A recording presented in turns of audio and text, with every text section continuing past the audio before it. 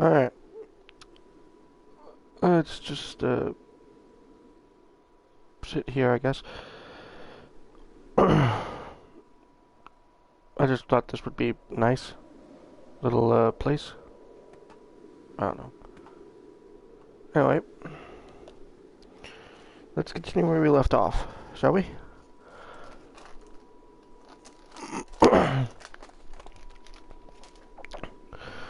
Alright. Let's see. Page 27. Tag-along Freddy accompanied Tyler to the breakfast table the next morning and then went with him to daycare. Tyler didn't even ask to play with Robert's phone in the car.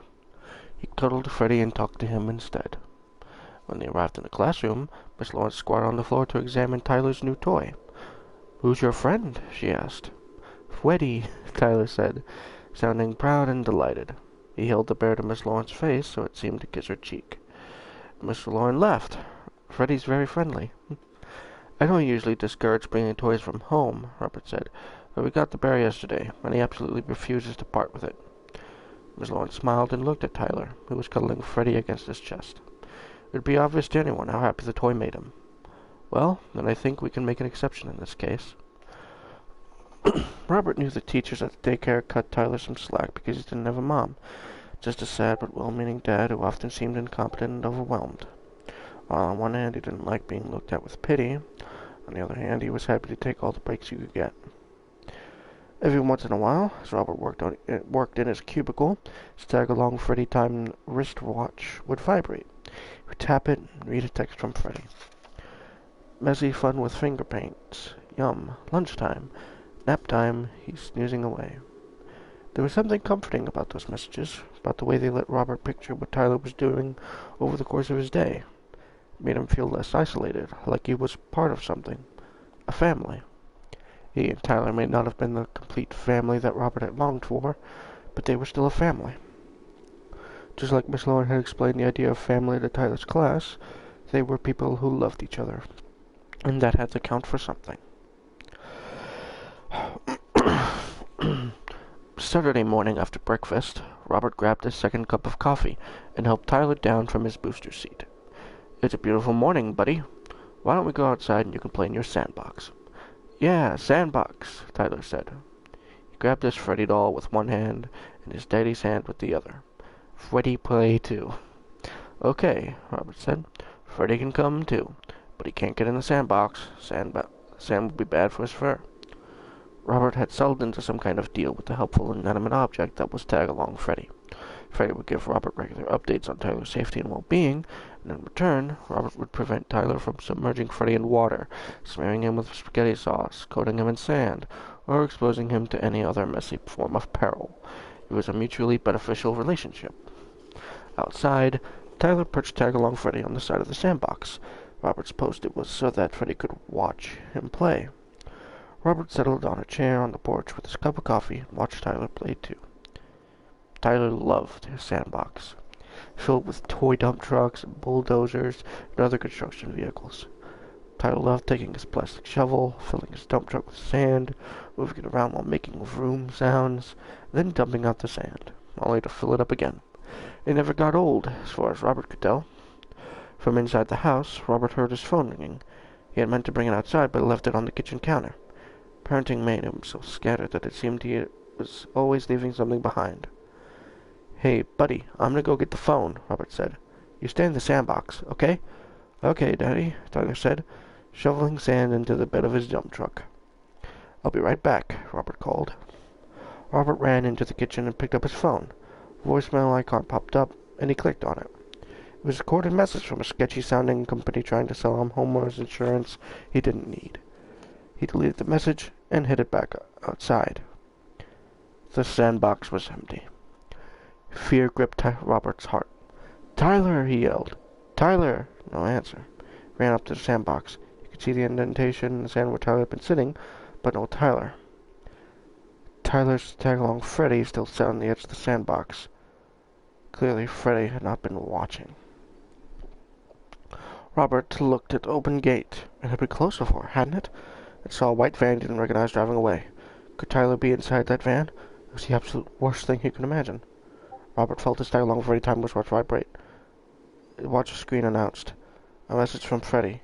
He typed the icon. A one-word message appeared on the screen. "Gone." "Gone?" Robert screamed. "Gone? How is that supposed to help me?" He kicked the stuffed bear as hard as he could, sending it sailing across the yard. "Tyler! Tyler!" he yelled some more, ran out into the street, yelling. Neighbors came out of their houses to ask what was wrong. No one had seen his son. Could someone have opened the gate, come to the yard, and snatched his son in a few seconds it took him go inside the house to grab his phone? It seemed impossible, and yet you saw that kind of thing on the news all the time. Most people had probably thought it was impossible, too. Kind of thing that happened to other people, but not to you. Until it did. His phone. He'd forgotten he was still holding his phone. Time was wasting. He called the police. They arrived quickly. He'd given them that. There were two officers, an older man with salt and pepper hair and a young, dark-haired woman. "So at what time did you notice your son was missing?" the young officer asked. Her demeanor was professional. Robert could still hear her genuine concern in her voice. Her badge read Ramirez. "Maybe 20 minutes ago," Robert said. He was so panicky he couldn't get his breath. "He was in the sandbox. I ran into the house to get my phone. When I came back, he was gone." "And there's no chance he could have come into the house while you were getting your phone, then hidden somewhere?" Some kids get a kick out of hiding," the older officer, whose badge read Cook, said. "You'd be amazed how many kids I've found hiding under beds or in closets, giggling crazy about how bad they scared their mom and dad." "No, I would have heard him if he had come back in the house," Robert said. "Also, the front gate was open when I came back. I'm pretty sure it was closed before. I saw a white van on the street. I know it doesn't belong to anybody in the neighborhood. Maybe it was abducted by someone in the van." Officer Ramirez was taking notes furiously. "Did you get the van's license plate number?" "No, drove way too fast. I'm sorry." In fact, Robert hadn't even thought of trying to get the van's license plate number. "You would think I've never even seen a cop show on TV," he thought. "I'm too incompetent to be a parent, and now Tyler's paying the price." "That's okay," Officer Ramirez said. "I know this is upsetting. I just need to go through all these questions so we'll have the information we need to find your son." "No. Now, does your son's mother live with you?" "No. She died in childbirth having Tyler." If she weren't dead, Robert thought, Tyler probably wouldn't be missing, because at least he would have had one competent parent. "I'm sorry to hear that," Officer Ramirez said. "Could you give us a physical description of your son?" "He's 2 years old," Robert said. "Hazel eyes, dark hair. He's about 3 feet tall, and I think he weighed 28 pounds on his last doctor's visit." Conjuring up a vivid picture of Tyler made his disappearance all the more painful. 3 feet tall and 28 pounds. He was so tiny, so helpless. "Here, I could send you a picture of him." He fumbled with his phone. "Could you tell us what clothing Tyler was wearing at the time of his disappearance?" Officer Ramirez continued. "What clothes had Robert picked out for Tyler this morning? I hadn't paid much attention because he wasn't anticipating being quizzed on them. Play clothes, blue shorts, I think, and a t-shirt with Freddy Fazbear on it." His name made him think painfully of the message on his wristwatch. Gone. He had to pull himself together, for Tyler's sake. "Red sneakers," he said, "and he's still in diapers if that matters." Tears sprang to his eyes. Tyler was still just a baby. "Thank you," Officer Ramirez said. "So, what are you going to do to find him?" Robert asked. Officer Cook, who had seemed content to let his partner ask most questions, finally chimed in. "Sir, when a child this young is missing, you can be sure it's not something we take lightly. We'll scour the entire area. We'll see if we can get any info about the van. And we'll be in touch. Right now, home is the best place for you to be, with your phone close by." "Are you going to put out one of those alerts for missing children?" Robert asked. He couldn't remember what the alerts were called, but he got them on his phone with some frequency and always found them upsetting. Couldn't help imagining the frightened children, frantic parents. Now he was one of those parents. "An Amber Alert?" the older officer said. "We will if we don't find him quickly, and if we feel like he's in any immediate danger." "Of course he's in danger!" Robert shouted. "He's 2 years old. He's either run off by himself or has been abducted by a maniac. How could he not be in danger?" "We understand you're upset," Officer Ramirez said, patting his arm. "This is every parent's worst nightmare. We're going to do everything in our power to get Tyler back to you as quickly as possible, safe and sound."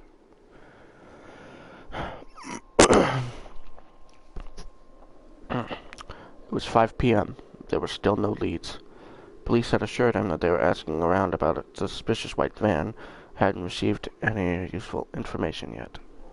Robert sat on the couch, staring ahead in a daze. He had never felt so useless, so worthless.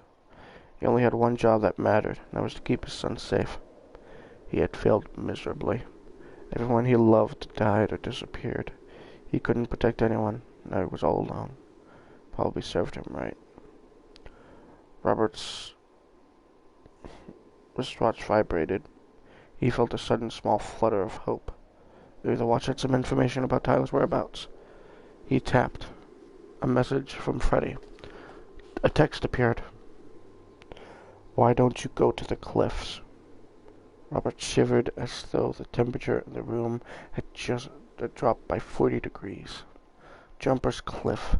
His own thoughts had been heading in that direction. Without Anna, without Tyler, what reason did he have to keep on living? Apparently he was so worthless that even the child's toy thought he was a waste of good organs. Stop, Robert thought. Tyler hadn't even been missing for 8 full hours. If he was still alive, Robert had to be there for him. He wasn't much, but he was all Tyler had. He would try to do better, try not to fail his son the next time. He looked over at the mantle where he had set the tag along with Freddy when he brought it back into the house. It was ridiculous, but he felt like the bear was mocking him, judging him. Sorry, my throat's dry. Robert wasn't a superstitious person, but he couldn't shake the feeling that the toy was somehow bad luck. He grabbed it, holding it between his thumb and forefinger as if it were a dead rat. He carried it outside, left the lid in a garbage can, and dumped it inside. Back in the house, Robert sat back down on the couch. Normally at this time, he'd be thinking about what he and Tyler could have for supper. Usually on Saturdays, he made something simple. Hot dogs, grilled cheese sandwiches. Sometimes he'd order a pizza, and they'd watch one of the movies Tyler loved, kind with cartoon animals being heroic. Robert wished he could be heroic. His phone rang. He answered before it had time to ring twice. "Mr. Stanton? This is Detective Ramirez. Did you find him?" Robert's heart was pounding in his chest. "Not yet, sir, but we have officers out all over the city. We also have use of a dog that has a tremendous track record when it comes to locating missing persons. It's like an irregular request, but you have some piece of clothing that belongs to your son that we could give to an unwashed shirt of his that's in a laundry hamper, maybe?" Robert was always behind on laundry, counting it as one of his many failings, but in this case, maybe it could actually be helpful. "Well, if it's okay with you, I may come by and get it." "Yes, of course," Robert said, trying to keep his voice from breaking. "Anything that might help you find him." Once he was off the phone, Robert went into Tyler's room. He looked at Tyler's little toddler bed and thought about all the nights he had peeked into the room and seen Tyler there, sleeping in that deep, peaceful way that only small children can sleep. He would give anything to see Tyler laying there right now. Anything. He reached into the laundry hamper and pulled out the blue and white striped shirt Tyler had worn just the day before. When he held it up, it seemed impossibly small, like doll's clothes. He held the shirt to his nose and inhaled. Playground dirt, apple juice, sweet hay-like aroma he thought of as little boy smell. His little boy smell. Robert sat down on Tyler's bed, put his face in his hands, and sobbed.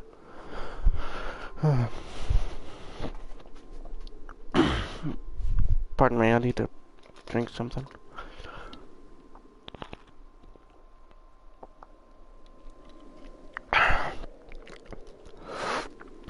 My mouth is just dry for some reason. By the time Detective Ramirez had arrived to pick up the shirt, Robert had calmed down a little, but his eyes were still red and swollen. "I know this is hard," Detective Ramirez said. "Probably the hardest thing you've ever been through. But I promise you we will do all that we can to find your little boy. Try to get some rest, okay?" After the officer left, Robert sank back onto the living room couch. This was probably the hardest thing he had ever been through. But losing Anna had been terribly hard, too. He knew everybody had some bad things happen to them, but he certainly felt like he had more than his fair share of suffering. His phone vibrated. He clicked on the message icon. The text read, "Why don't you go to the cliffs?" Robert's anger flashed white hot. Maybe it wasn't so crazy to think the bear was judging him. After all, it was urging him to commit suicide. Well, he wasn't going to have it. Stepped outside the garbage can where he had dumped the thing. He brought the bear back into the house. Something made him less nervous to have the thing where he could see it. He hoped he wasn't losing his mind. He was under an unthinkable amount of stress, of course, but he needed to keep it together for Tyler. Rest. Detective Ramirez told him to get some rest. Instead of going back to the couch, Robert walked down the hallway to his bedroom, carrying the bear. He set the bear down on the bed. Looking at it, he felt such a surge of hate for the toy that his stomach boiled. Ran to the bathroom and rushed into the toilet, though not much came out. He hadn't eaten since breakfast. Breakfast seemed like years ago. Everything had still been normal at breakfast. Everything had been normal until he had brought Tag-along Freddy into the house. Back in the bedroom, Robert glared at the offending bear. He drew back his fist and punched it in the face again and again. It quickly became apparent that the punches were not all effective. The bear's face would cave in when Robert's fist made contact with it, then it sprung right back into place. Robert wasn't doing it any harm, and the one thing he wanted, other than getting Tyler back home safely, was to harm the bear. Robert grabbed Tag-along Freddy by its ear and carried it downstairs. He went to the kitchen, retrieved a box of matches kept on a high shelf in a cabinet out of Tyler's reach. He carried Freddy outside to the trash can, threw him back in. He struck a match and held it to the bear, waiting for it to catch fire. Bear's foot smoldered a little, but refused to burst into flames.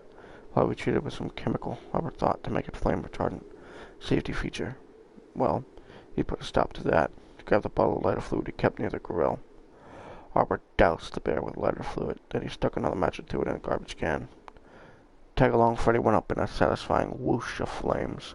Robert watched it burn for a few minutes and used his garden hose to extinguish the fire. He didn't want to accidentally burn the whole house down. Once the fire died out, he felt a small amount of relief. He knew it didn't make any logical sense, but he still felt as if destroying the bear would somehow help find Tyler. At the very least, there wouldn't be a voice that kept telling Robert to kill himself. Now he could rest, just like Officer Ramirez had offered him to. He made sure the last of the fire was extinguished. He went back to his bedroom, undressed, crawled under the covers. He was pretty sure there was no way he was going to sleep, but he was still relieved to lie down. He was so exhausted that every bone and muscle in his body felt heavy as lead. He didn't lose consciousness, but lay there in a sort of stupor, his eyes open but not really seeing. The vibration of the Tag-along time wristwatch startled Robert. But that was impossible. He had destroyed the bear. He couldn't send him messages anymore. Maybe he really was asleep and this was a dream. Wouldn't it be wonderful if all of this had just been a really bad dream? Robert slapped his own face and felt the sting. He wasn't dreaming. He lifted his arm and looked at the watch. A message from Freddy was flashing. With a shaking hand, he tapped the icon. "Why don't you go to the cliffs?" "No!" Robert yelled, clapping his hands over his ears. "No! This is impossible. Bear is practically just ashes now. It can't still be telling me to kill myself. It can't be telling me anything." Robert ran outside and lifted the lid of the garbage can. The Freddy doll was charred, but it was still grinning. And he reached inside the can and pulled it out. Bear stank of smoke and lighter fluid. It was singed and blackened in some places, but it was still intact. Robert knew that he spent too much time without company since Anna died. Sometimes he felt so sad and lonely that he wondered if he should see a therapist. Now it seemed he had moved beyond the need to just talk to a caring professional. Trauma of losing Tyler after losing Anna had caused him to lose something else. His mind. But he had destroyed the bear. He knew what he had seen. When Robert had first seen the bear in the store, he thought it was cute. A nice, cuddly friend for his little boy. Now the bear's once charming smile looked malevolent. His black eyebrows seemed to slant downward in a classic cartoon depiction of evil. It's all clear now. Robert had brought the bear into the house. Tyler disappeared. Tyler's disappearance was the bear's fault. The bear could not continue to exist. Robert fished his keys out of his pocket, placed the bear in the driveway in the direct path of his car's left front tire, and got into the car and started it. He felt only slight resistance as he drove over the bear. They put the car in reverse and backed over it. He then ran over it one last time, leaving the bear's body trapped beneath the tire. A furry Freddy pancake. Going back inside the house, he heard his phone ringing. How could he be so stupid as to leave his phone aside? This was that kind of stupidity that got Tyler kidnapped in the first place. He ran to answer it. "Yes?" he panted, out of breath. Mr. Stanton, this is Detective Ramirez. Are you okay? Such an absurd question, and he almost laughed. Of course he wasn't okay.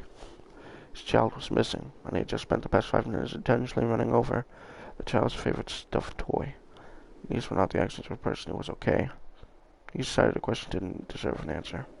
Instead, he asked the only question that mattered.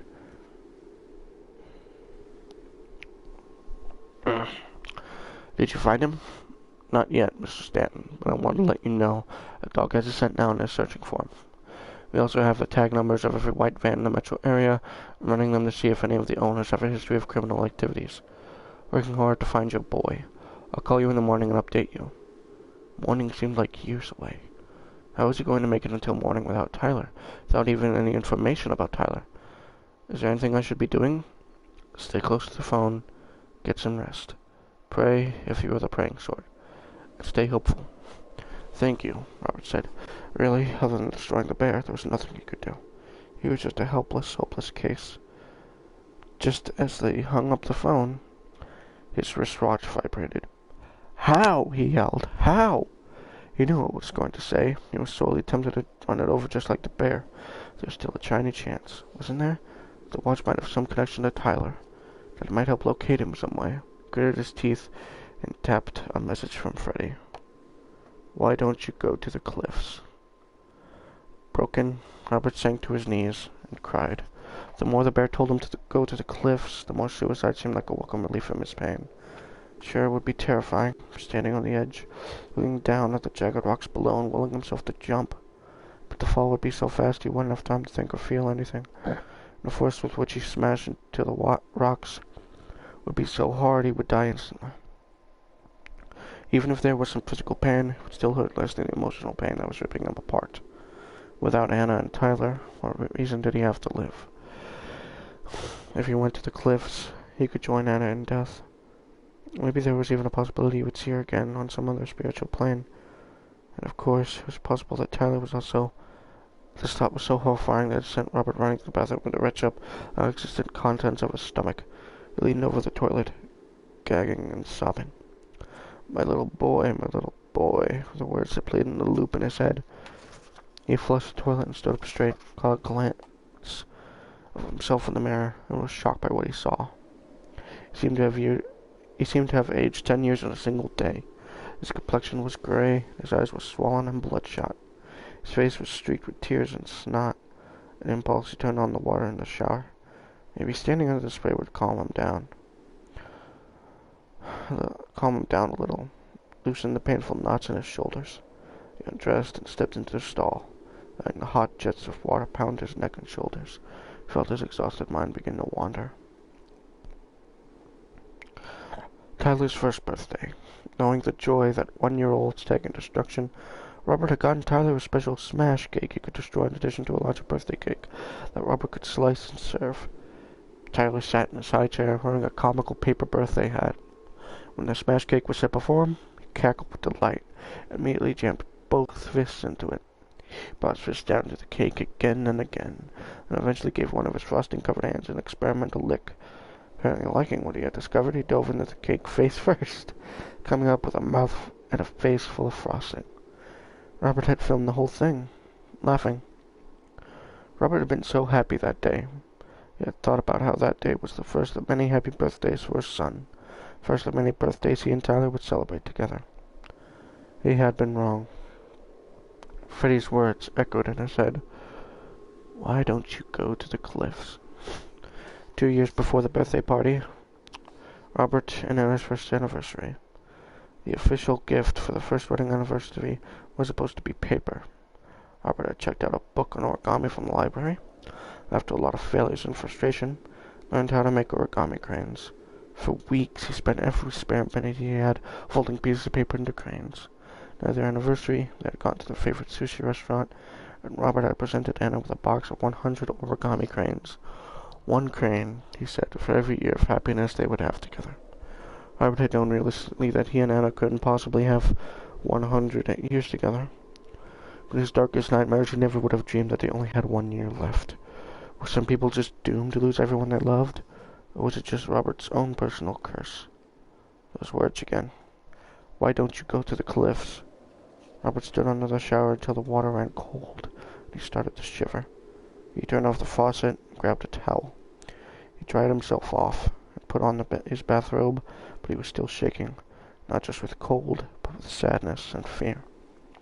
How could the bear still be threatening him? Hadn't he destroyed it? Robert remembered the line from the description on the toy's packaging. Tag along, Freddy is the bear who is always there. Robert threw on an old t-shirt, a pair of shorts, then grabbed scissors from the bathroom cabinet, ran out of the house and into the driveway. He yanked the doll out from under his car tire, laid it flat on its back in the hood of the car, stabbed it over and over where its heart would be, if it had a heart. "What do I have to do to make you go away?" Robert yelled as he kept on stabbing the little bear. "Why won't you just die? You're not even supposed to be alive!" The bear's chest was slashed to ribbons, bits of stuffing poked out from between the tears. Robert was debating lifting out the stuffing when his wrist vibrated. He knew what to expect. He knew it would be awful. But the little flutter of hope from somewhere inside him whispered, What if? What if it's news about Tyler? What if I could save him? He took a deep breath and tapped a message from Freddy. "Why don't you go to the cliffs? Why don't you go to the cliffs? Why don't you go to the cliffs?" "Why don't?" Robert ripped off the watch and threw it against the pavement, smashing it. Finally, the watch was silent. Picked up the bear and looked in its blank, googly eyes. All of his rage, all of his pain had turned into a numbness that was somehow even worse. "Fine," he said to the bear, feeling more emotionally drained than he had ever felt. "We'll go to the cliffs together." It's the only logical thing to do, Robert thought. Robert was empty. He was a shell, like a house that had burned so that all of its insides were destroyed. Might not look so bad from the outside, but really, there's nothing left to save. It's time to bring in the wrecking ball. Final demolition was just a formality. Picked up the bear and went to the house. In the kitchen, he filled the cat's food bowl until it was overflowing, and put on an extra bowl of water. That should hold up Bartholomew until the police discovered Robert's body, came to search the house. Police could turn the cat over to the animal shelter. The shelter could find it a new home. It had never liked Robert anyway. Robert toyed briefly with the idea of leaving a note, but who would read it? Who would care? If he had anybody left to write a note to, he wouldn't be going to the cliffs in the first place. He grabbed the bear and walked out the front door, leaving it unlocked to make things easier for the police when they arrived to investigate. With Tag-along Freddy in hand, he walked toward the cliffs. The night sky was changing from black to an early morning gray. A neighbor whose name Robert couldn't remember was already up for his morning run. He slowed down when he saw Robert and started jogging in place. "Any news about your son?" the man asked. The neighborhood gossip machine was apparently working as effectively as usual. Robert couldn't bring himself to speak, so he just shook his head no. "I'm sure he's fine," the man said, which Robert knew was a lie. How could this man be so sure when the police didn't even have any information? "Let me know if you need anything." Robert knew the man meant well, but really, "let me know if you need anything" was an absurd thing to say to someone in Robert's situation. "I need my son back," Robert thought, "but as the universe is too cruel to let me have that, I need to jump off the cliffs. If you can't help me with either of these things, then you'll have no use to me. Goodbye." When he continued his run, Robert started running in the opposite direction. But Robert wasn't moving like a man getting some exercise. He was running like a man pursued by demons. He ran until he reached the cliffs. He made a beeline for the run everybody called Jumper's Cliff, still holding a small stuffed enemy. When he stood at the summit and looked down at the rocky ground below, it felt like his stomach dropped into his shoes. He'd always been afraid of heights, but had always considered it a sensible fear. It wasn't crazy to be afraid of something that could actually kill you. And now, even though death was his goal, he still felt afraid when he looked down. Robert held up the teddy bear and stared at it. "This is what you want, right?" he asked. Tears clouded Robert's eyes as he thought of Anna dying on the operating table during what should have been the happiest occasion of their life, birth of their son. She never would have chosen to make such an early exit from life. She wouldn't have wanted Robert to make an early exit either, especially when, unlike her, he had a choice. The living Robert had been doing since Anna died wasn't really living. Anna wouldn't have wanted that for him, either. She wouldn't have wanted him to shut out his friends and eat sad little sandwiches at his desk at work. She would have wanted him to go out with his coworkers and eat half-price sushi. She would have wanted him to enjoy fatherhood, but also enjoy the company of other grown-ups. Anna had loved life and had loved Robert. She wouldn't have wanted him to give up on himself. And she wouldn't have wanted him to give up on Tyler, either. Not when there was even a small hope that he might be alive. He thought of Tyler when he would stretch his arms up and say, "Pick me up, Daddy." When he would giggle and say, "Daddy, silly." Or when they would play Tickle Monster, or the rhyming game, or read books together. It was easy to get overwhelmed by the daily stresses of parenting. The effort of keeping a child clean and fed and cared for day in and day out. It was undeniable. The will of a toddler often posed a formidable challenge. But the truth was that most of the time he and Tyler spent together was great. He wouldn't trade it for anything. If there was just one small chance, he could hear his little boy's voice again. Robert held up the despised bear and stared into its empty eyes. He threw back his arm and pitched the doll as hard as he could over the edge of the cliff. He spat over the ledge in defiance of what the evil toy had almost made him do. What he almost let the toy make him do. "Tyler wouldn't want me to," Robert screamed after the bear plummeted to the rocks below. His voice echoed, "Two, two, two," in the canyon. Robert looked down at the rocks below, but also up the sky. With the dawn, it turned the clouds a rosy pink, the color of a dress Anna used to wear. He always told her that dress brought out the roses in her cheeks. Anna had wanted to live. Tyler, please let him still be alive, Robert thought, wanted to live. The two of them will want Robert to live too. Robert looked down at the rocky ground beneath him, and then up at the pink clouds above him. Life was hard, but it could also be beautiful. The two people he loved most in the world wouldn't want him to lose sight of that. As the sun rose, Robert heard the early morning chirpings of birds, the cry of some small animal he couldn't identify. Mewling of a kitten, perhaps? The cries were coming from below him, and one of the many holes created shallow miniature caverns in the rock face. The more Robert listened to the cries, he decided they sounded almost human. Could it be? Robert's heart felt as though it might pound right out of his chest. He made his way to the underside of the cliff. He had to resist the dangerous temptation to run.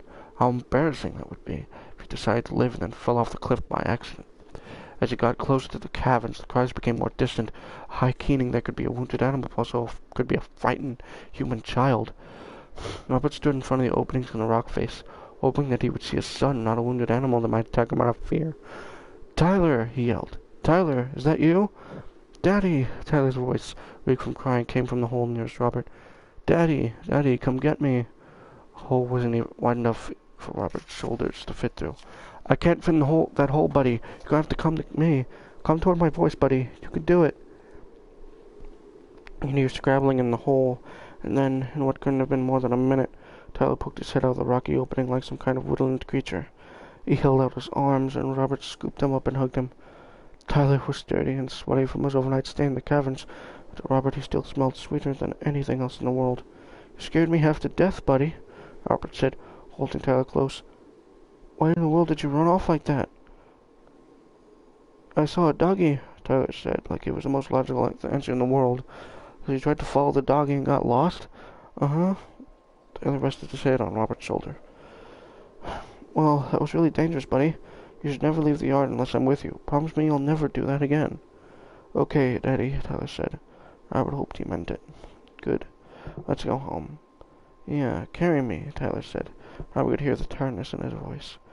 "Okay, buddy." Robert was tired too, but now that he had found his son, he felt like he had the strength to carry him for 1,000,000 miles. As Robert carefully walked away from Jumper's Cliff, Tyler said, "Daddy?" "Yes, buddy?" "I'm thirsty." "I bet you are. I'll get you a big cup of water as soon as we get home." "Can I have a peanut, Nana?" "Sure." Robert knew the kid must be starving. He hadn't eaten since breakfast the day before. Robert was happy to have the opportunity to make Tyler's favorite snack again. Sliced bananas with peanut butter to dip them in. Tyler's liked to eat things they could dip into other things. "I'll make my special mac and cheese for supper, okay?" "Yummy!" Honestly, Robert's mac and cheese wasn't anything special, just a mix from a blue box. But it would be special, because Tyler was back and unharmed, and they'd be eating it together. From now on, all their time together would be special.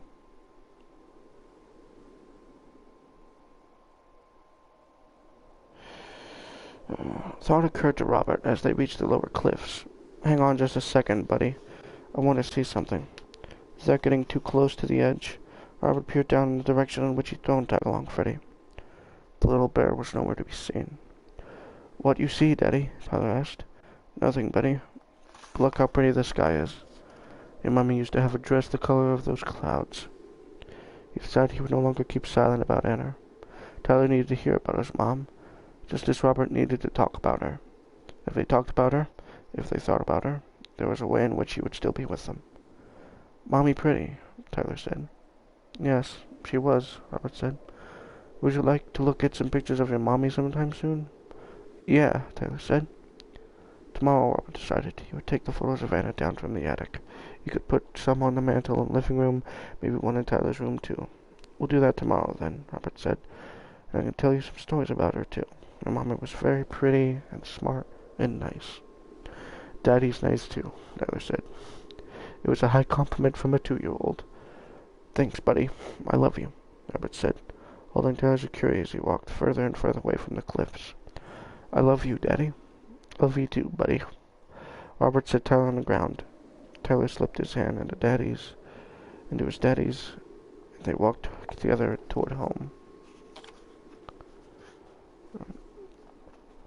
Alright. That's the end of the first story. The next one is called The Breaking Wheel. I won't be reading that yet.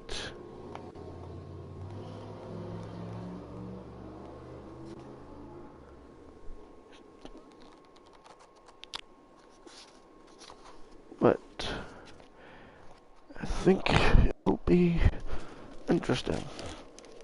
The first story in this book was neat,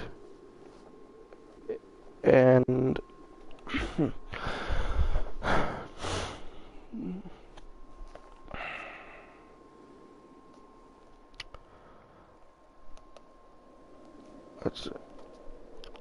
I am curious about the next two stories. I'm not sure what to make of the first one, though.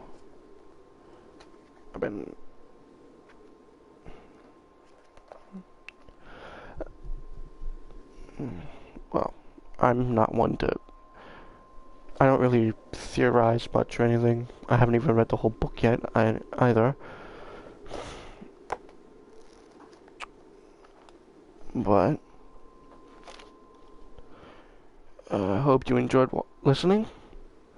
I'll continue reading. I'll read the next story that's in the book tomorrow.